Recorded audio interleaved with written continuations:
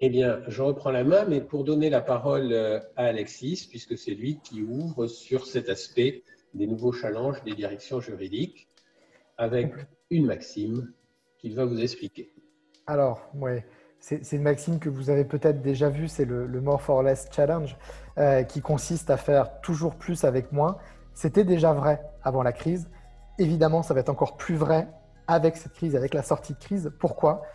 Thierry le disait tout à l'heure, on a des besoins juridiques croissants et en même temps des entreprises qui sont en difficulté financière et donc qui vont forcément avoir des fortes contraintes sur les achats, sur les prix et donc des tensions sur le budget.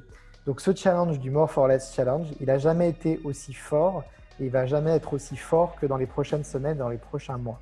Alors la question, c'est comment finalement on peut y répondre quand on est un avocat, et c'est ce qu'on va essayer de vous donner. Mais là encore, on est en présence d'une tendance qui est simplement une tendance accentuée parce que ce more for less, c'était déjà, entre guillemets, dans les tuyaux depuis un certain nombre d'années, avec 5 tendances ou 5 éléments qui poussent toutes à cette même solution et qui sont d'une part donc du côté de ces directions juridiques, les progrès des process internes et aussi la capacité croissante à pouvoir recourir à l'outsourcing. C'est également la possibilité pour ces directions juridiques, chaque fois que ça était possible juridiquement, de recourir à des fournisseurs alternatifs qui peuvent leur offrir des solutions, notamment pour tout ce qui est prestations de base. Et c'est ce que Alexis vous a expliqué tout à l'heure, avec cette tendance permise par les progrès de la technologie, cette tendance à la commoditisation. Et nous n'avons pas ce soir suffisamment de temps pour aborder un sujet comme l'intelligence artificielle. Il faudrait un webinaire rien que pour cela, mais évidemment, on peut avoir cela à l'esprit. La quatrième tendance, c'est incontestablement la montée en gamme parallèle à laquelle on assiste en qualité entre les grandes firmes d'avocats bien sûr, mais aussi entre les grandes directions juridiques qui ont progressivement, là encore, monté en qualité. Et puis, bien sûr, le dernier des éléments qui viennent activer ces tendances, c'est la déréglementation de plus en plus étendue du marché du droit qui leur permet, qui va leur permettre de s'adresser, comme on l'a vu, d'ouvrir davantage, en tout cas, la concurrence et le panel des personnes auxquelles elles peuvent s'adresser. Alors, très concrètement, comment pourrait réfléchir une direction juridique aujourd'hui? C'est peut-être un schéma que vous avez déjà vu. Il faut comprendre, on va mettre ici en abscisse la complexité de la problématique ou des problématiques juridiques qu'ils ont à traiter. Et puis en ordonnée, on met la récurrence. On va travailler sur un premier cas, par exemple, qui est un fort niveau de récurrence et avec une très faible complexité. Et bien en fait, dans ce cas-là, la direction juridique va avoir un intérêt à essayer de l'externaliser ou de la digitaliser, cette prestation-là, de l'automatiser. Deuxième cas, un cas dans lequel on a une faible récurrence, un faible niveau de complexité. L'idée, ça va être de réussir à supprimer ces situations-là ou également de réussir à soit les gérer en interne, soit de les externaliser auprès d'un prestataire qui va gérer l'automatisation, mais en tout cas pas d'un avocat. Ensuite, on a des cas dans lesquels la complexité va être élevée, mais également avec un fort niveau de récurrence. Ici, l'idée, c'est de réussir à traiter ces problématiques-là avec les juristes en interne dans l'entreprise. Et à l'inverse, les problématiques juridiques qui ont une faible récurrence, mais un très haut niveau de complexité, eh bien dans ces cas-là, et c'est à ce niveau-là que l'avocat véritablement, qu'on va avoir véritablement recours au cabinet d'avocat et qu'on va externaliser au niveau du cabinet d'avocat. Donc effectivement, on se rend compte que le champ de l'avocat au niveau de la gestion des problématiques juridiques d'une direction juridique va se réduire de plus en plus et va tendre vers des prestations à faible récurrence, mais à très fort niveau de complexité. Et puis, il y a probablement une conviction qu'on peut avoir, c'est qu'on ne reviendra pas en arrière. Les directions juridiques qui ont traversé, comme les cabinets, la crise du Covid-19 ont pu également juger de la nécessité de se doter et également que leurs interlocuteurs soient dotés d'un certain nombre d'outils qu'elles vont désormais exiger et dont elles vont accentuer l'utilisation dans les mois à venir. Je voulais à ce stade attirer votre attention sur cette initiative qui a lieu aux États-Unis, qui s'appelle Legal Metrics et qui voit une collaboration entre de très grands cabinets d'avocats et de très grandes directions juridiques pour exploiter en commun les données, évidemment non confidentielles, c'est-à-dire les données économiques des cabinets d'avocats pour notamment apprécier dans des conditions qui soient plus objectives la valeur des prestations fournies par les cabinets d'avocats. Là encore, un mouvement qui va probablement continuer de s'accentuer. Alors Alexis, si tu veux conclure. Voilà, courte synthèse comme à l'habitude sur chaque thème. Bon, vous avez retenu, les directions juridiques doivent faire plus avec moins de moyens. C'est le challenge qu'elles vont devoir relever, qui était déjà vrai avant, mais qu'elles vont devoir relever encore plus au moment de cette crise. Elles vont devoir accélérer la réorganisation de leur production. Vous pouvez repenser au schéma qu'on vous a montré. Et puis enfin, en dernier lieu, ayez bien en tête qu'un retour en arrière, ça n'existera pas. Une fois que ces habitudes d'externalisation et ou d'attente de faire plus avec moins auront été validées, les budgets des directions juridiques ne vont pas augmenter après, ce sera toujours perçu comme une structure coût au sein des entreprises. Et donc les cabinets qui ne se seront pas adaptés eh bien, risquent effectivement d'avoir des difficultés. En tout cas, il n'y aura pas de retour en arrière à ce niveau-là.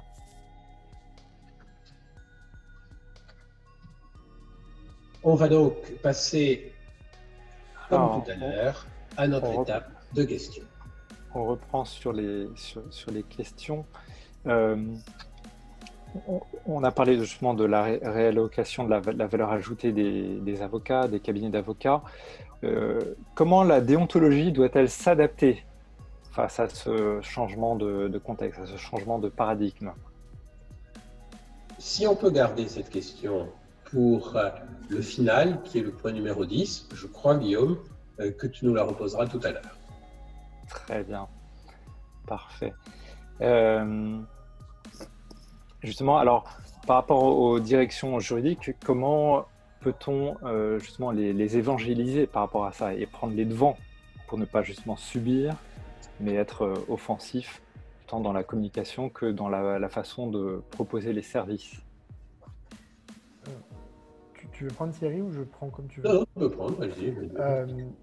Je dirais qu'il faut que vous soyez capable de démontrer qu'avec votre cabinet, vous prenez en compte leurs contraintes, de faire plus avec moins, et que même pour des prestations qui rentreraient dans la case peu de récurrence, énormément de complexité, je pense qu'en tout cas, vous pouvez vous démarquer en leur montrant que vous avez vous-même adopté au sein de vos cabinets des outils qui, pour des prestations à très forte valeur ajoutée, vous permettent de quand même automatiser ce qui, dans la réalisation de cette prestation, en a moins. C'est-à-dire pour une prestation donnée, être capable de travailler sur chacun des segments de réalisation de cette prestation-là et de démontrer à la direction juridique que pour certains pans, eh bien, vous allez être capable de le traiter à moindre coût ou de l'automatiser.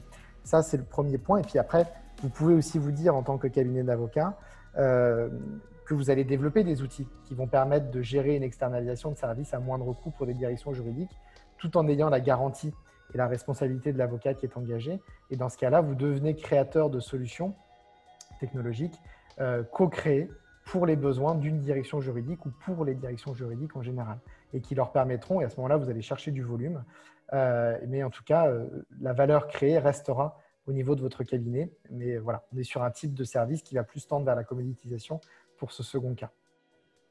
Alors justement, pour rebondir, je prends une question qui nous a été posée en milieu de webinaire. Justement, comment les avocats pourraient-ils tirer parti des offres des legal tech et faire en sorte justement qu'il y ait une convergence dans les offres pour qu'elles puissent se mettre au service des directions juridiques et proposer justement à moindre coût des services à plus forte valeur ajoutée. Justement, comme le fait remarquer quelqu'un dans une des questions, pour les directions juridiques sont également perçues comme des centres de coûts au sein des entreprises. Donc, comment naviguer dans ce type de contraintes et utiliser les legal tech pour optimiser ce contexte? Il y a déjà un certain nombre de Legal Tech qui proposent des services sous marque blanche, entre guillemets, c'est-à-dire qui vont mettre, moyennant évidemment rémunération, un certain nombre de services à la disposition de cabinets d'avocats qui eux-mêmes ne seraient pas nécessairement capables de mettre en place ces systèmes automatisés pour leur permettre effectivement de répondre aux besoins qui peuvent être les besoins exprimés par les directions juridiques dans les domaines sur lesquels la plus-value est la plus faible. Ça nous renvoie bien sûr à la discussion, ou en tout cas au thème qui est un thème plus vaste de la relation entre la Legal Tech et les professions d'avocats, mais c'est évidemment une piste qui n'est pas totalement à négliger, sous réserve évidemment de ce que nous autorise et de ce que nous permet notre déontologie. Après, si je peux me permettre d'ajouter également un élément, c'est que ça, c'est une réponse que les directions juridiques doivent trouver elles-mêmes en interne, avec leurs clients internes, c'est finalement de démontrer leur valeur ajoutée avec des indicateurs de performance.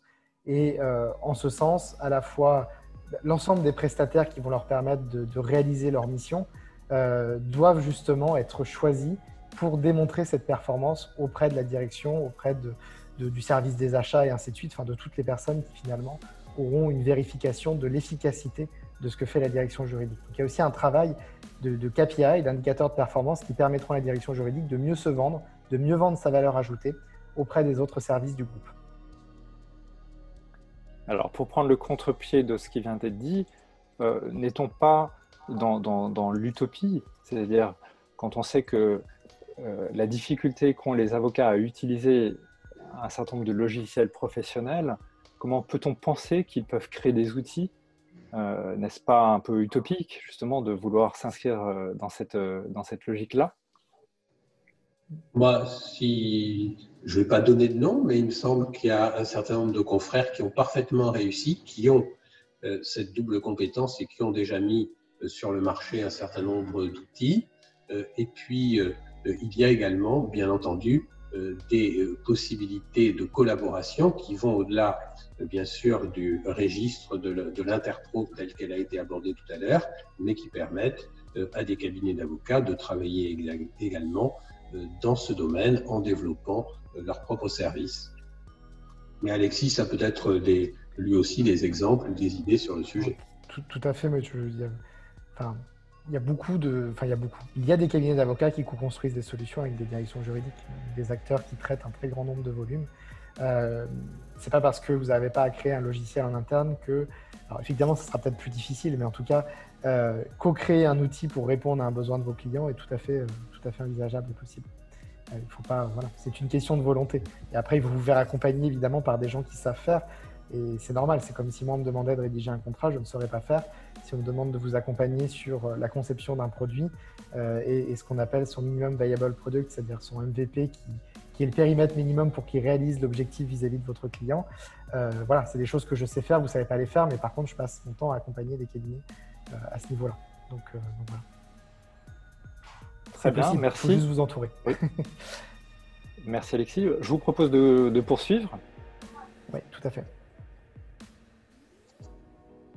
Alors évidemment, quand on aborde la question des mutations des acteurs, on est bien obligé à un moment donné d'aborder la mutation des avocats eux-mêmes.